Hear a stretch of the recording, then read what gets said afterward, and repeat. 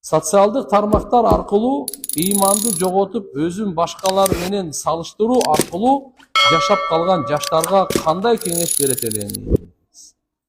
Туугандар, өтө суроо жакшы бердиңиз. Бүгүн адамдар өзүнөн жакшы жашап аткан, бай жашап аткан адамдарды көрүп, шүгүрсүз болуп баратат. Ал тиги анандай машина айдап атат, мындай тамак жеп атат, могул жакта эс алып атат. Эмеге атым эле мына интернет деген бале болду да бучу. Биринчи сиз ошону сизден суранычы. Соц тармакка интернетпи? Жок, интернет эмес.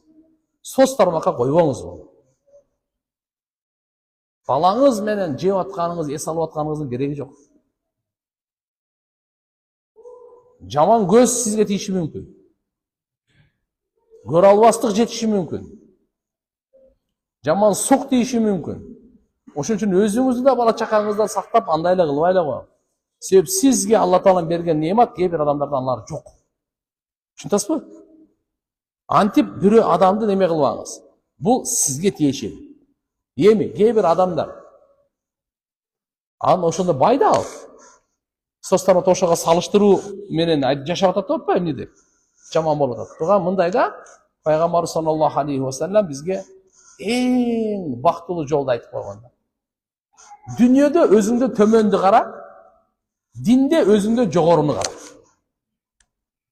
Мен ошол машина айдап алдыбы, самолет айдап алдыбы, миллиард доллары барбы, каякта эс алып атабы, Алла Таала мага дүйнө берген экен. Сиз өзүңүздөн бай адамды карабаңыз, өзүңүздөн төмөн дүйнөсү бар адамды караңыз. Ошондо сиз шүгүрлүү болосуз, болбосо шүгүрсүз болуп каласыз. Алла сизге бергенге, менде аз турбайбы деп шүгүрсүз болуп. Эгерде сиз төмөндө адамды карасаңыз, мага Алла Таалам көп берген турбайбы деп шүгүрлүү боласыз. Ошон үчүн дүйнөдө төмөндү карайбыз, динде өзүбүздөн жогоруну карайбыз. Мисалы, машалла 5 вакыт намаз окуп атасыз, тахажжудуңуз жок. Ана тахажжуд окуйт. Ушуну карайын да. Ана жумабектерди карап жүрө бербең да. Алга жуманы окуп атат, мен Кудайга шүгүр 5 вакыт окуп атам го депчи. Жок, динде биз өзүбүздөн жогору карабайбыз. Канча аят билесиз? 10 аят. Мен 11 ушул. Мен 9 аят билет экенмин. Ушу өзүмдөн жогоруну карайм.